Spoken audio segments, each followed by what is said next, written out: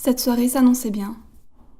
Avec quelques amis, majoritairement d'autres lesbiennes, on avait été plutôt à un apéro LGBT. On n'était pas nombreuses, beaucoup d'entre nous étaient fatigués, mais on décide de se diriger vers le bar LGBT Friendly, où nous allions d'habitude après l'apéro mensuel de l'assaut. Arrivés sur place, on se retrouve clairement en minorité de meufs. Le petit bar était majoritairement peuplé de mecs. D'une nature dansante et extravertie, j'aime bien danser pour les copines sur le bar. Ça tombe bien, il y a une barre de pole dance dessus même si le plafond est carrément bas.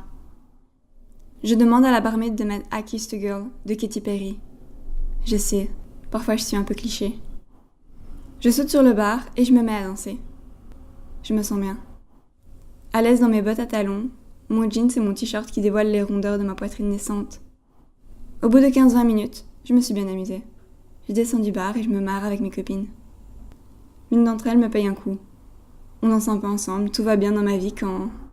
Le mec fend la foule de ses potes et s'approche de moi, l'air guilleret. Je ne suis pas sur la défensive. Le mec a l'air d'un ours chauve, une grosse probabilité pour qu'il soit 100% gay. Je ne suis pas une cible pour ce mal-là. Et pourtant... Zézette, tu m'as mis le doute, mais t'es un garçon en fait. J'ai remarqué ta pomme d'Adam. Je suis choquée, mais j'ai l'habitude. Quand t'es une nana trans, t'as pas trop le choix. Tu t'adaptes à ce genre de commentaires, ou tu coupes internet et tu sors plus de chez toi. Mais le choc est là. Malgré tout, je souris et j'explique patiemment. Il continue avec des répliques à 2 balles. Je réponds poliment, avec pédagogie.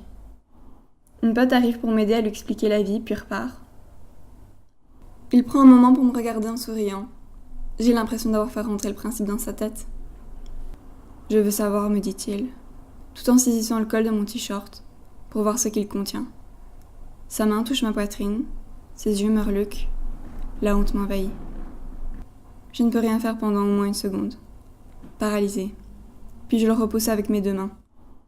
Moi, mes 50 kilos et mes petits bras contre son 1m80 et sans doute le double de mon poids. Ça le fait marrer. Il retourne rigoler avec ses potes. Mon sang bat dans mes tempes. J'ai l'impression que je vais m'effondrer. Je pars récupérer mes affaires. Pour moi, la fête est finie. J'ai besoin de rentrer chez moi, de serrer des peluches en me réfugiant sous ma couette. C'est avec le sourire que je dis aux filles que, finalement, je suis fatiguée. Je rentre me coucher et j'ai des trucs à faire demain. Amusez-vous bien, les filles. Pour sortir du bar, il faut se frayer un chemin parmi les mâles. Je sens leur corps contre le mien. C'est vraiment un petit bar. Mais je veux juste sortir. Je me concentre sur la porte de sortie. À 1 mètre de la porte, le nounours m'intercepte en me prenant par les épaules. « Tu t'en vas déjà ? Reste, on s'amuse bien. » Mon sourire de façade tient bon, même face à lui. Je suis fatiguée, je rentre chez moi. Il a toujours les mains sur mes épaules. J'essaye de me dégager, il resserre son emprise. Son visage se rapproche du mien. Je suis immobilisée physiquement. Cet immense salopard me roule une pelle gluante. Je le repousse et je m'enfuis hors du bar.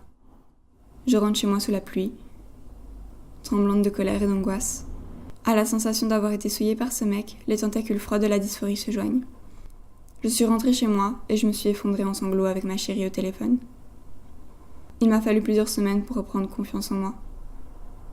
J'ai toujours aussi peur des hommes.